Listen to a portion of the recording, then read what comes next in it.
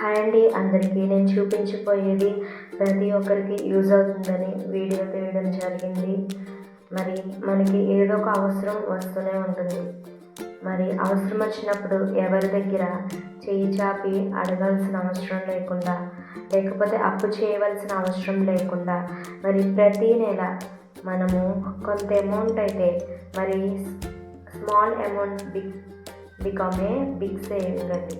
మరి ఒక small అమౌంట్తో start చేస్తే ఏదో ఒక రోజు 1 lakh దాకా సేవ్ చేయొచ్చు. మరి ఎంతో కష్టం వచ్చినప్పుడు ఎవరి దగ్గరికైనా వెళ్ళి అడిగినప్పుడు వారి దగ్గర ఉండి ఇవ్వకపోవచ్చు, లేకపోతే వారి దగ్గర లేకపోవచ్చు. మరి ఎవరిని మనము తప్పు పట్టకూడదు కదండి. వారి దగ్గర ఉండి ఇవ్వకపోతే వాళ్ళ చెడ్డవారని మనం అనుకోకూడదు. ఎందుకంటే మనము ఇవ్వగలమో లేమో అనే ఒక భయము వాళ్ళలో ఉంటుంది కదండి.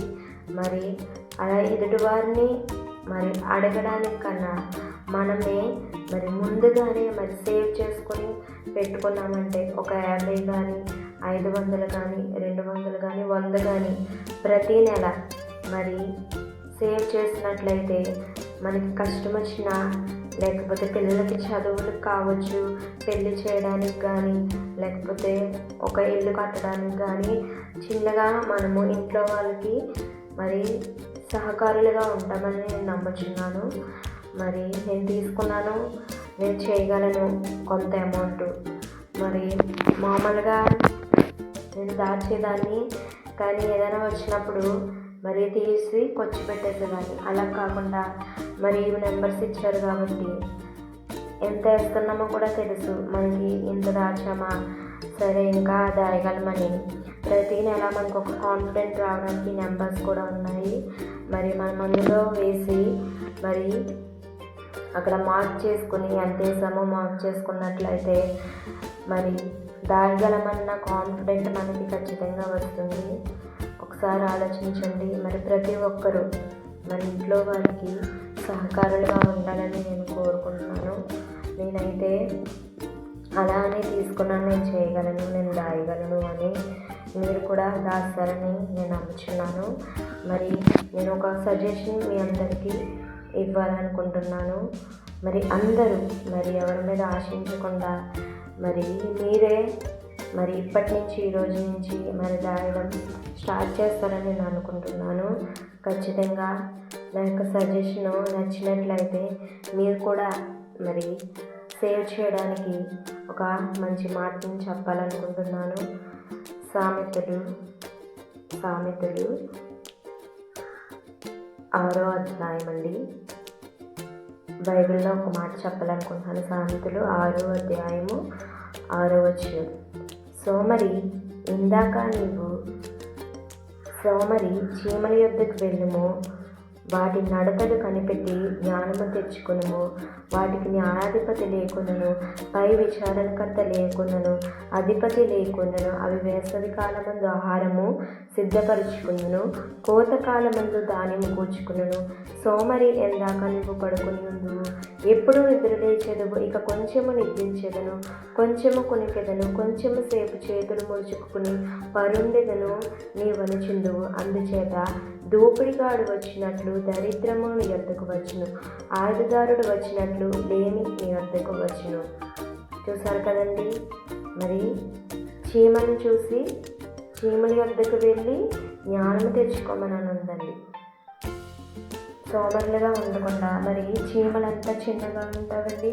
ఒకసారి ఆలోచించండి. వేసవి కాలమందు ఆహారము సిద్ధపరుచుకుంటారంటండి. కోతకాలం వచ్చినప్పుడు ఎప్పుడైతే కోతలు కోస్తారు మీరు చూస్తారు, వరి చేలలో వేసవి కాలంలోనే కోత కోయడం జరుగుతుంది.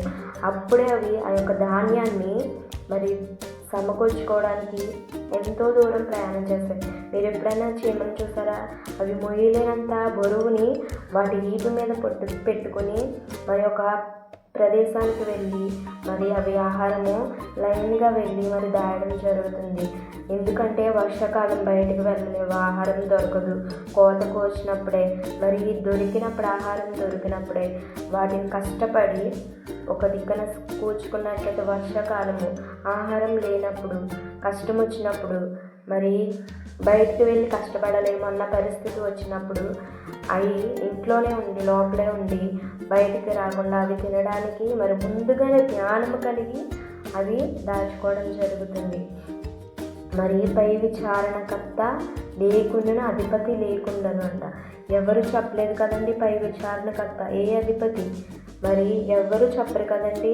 మరి వారికి దాచుకోమని వర్షాకాలం ఉంటుంది, మరి ముందుగానే దాచుకోండి ఆహారం అని ఎవరు చెప్పరు కదా. అలాగే మనకు కూడా కష్టం వస్తుందని కానీ లేకపోతే ఏదైనా వస్తుందని కానీ మరి ఎవరు చెప్పరు కదండి. చూడండి, న్యాయాధిపతి లేకుండాను విచారణకర్త లేకుండాను అధిపతి లేకుండాను మరి ఎవ్వరూ లేకుండా వాటికి ఎవ్వరు చెప్పకుండా మరి ముందుగానే మరి దాయడం జరుగుతుంది.